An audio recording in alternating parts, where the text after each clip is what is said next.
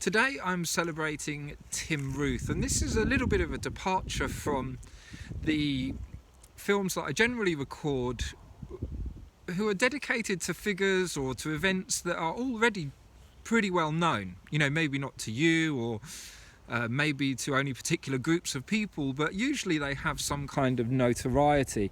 Whereas this is the first time I'm actually going to include someone who I know personally and yet who is very much unknown on the public stage.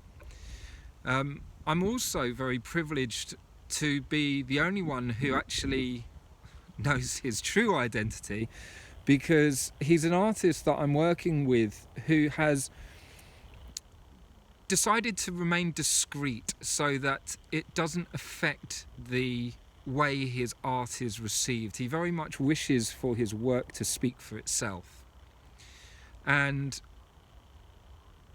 despite the fact that I'm in the role of agent for his work, I feel that I really want to take a moment to honour him on his birthday. Now, I've never met such a deeply considerate and profound thinker as Ruth. It's been a real pleasure and an honour to get to know him over time. And I was immediately drawn to his work. In fact, that's how come I got to know him, was being immediately impressed by the symbolism and the way in which his work spoke to me. He's particularly known, and I think will become much better known, for his work, The Flag of Flags, and what he has recently developed into a series of paintings that come under the title Hope Free, the writings on the wall.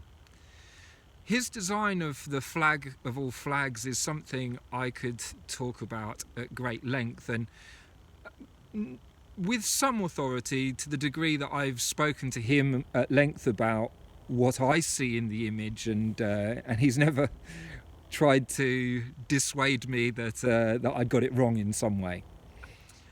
It's a symbol that takes all the flags of the world and embeds them into a redesign of the Union Jack.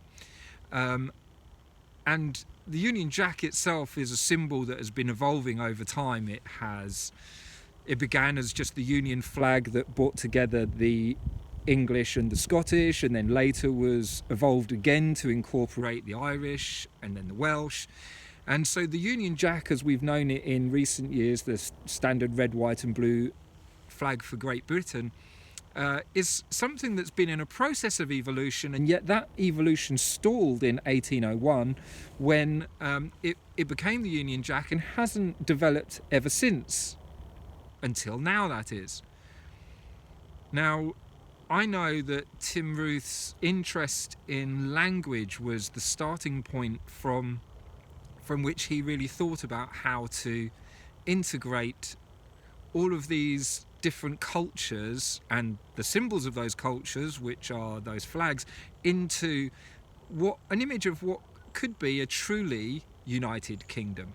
Really, his initial focus was just to do with language and how to wrestle language from the English language from being the Queen's English, from being something that was a possession of an aristocrat, a monarch, and to reflect the people who actually speak that language. I mean, flags are symbols of cultures, and cultures are very much linked to the languages they speak.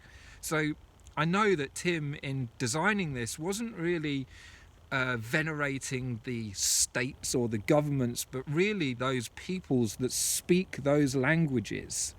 And the thing is, a language belongs to the people always.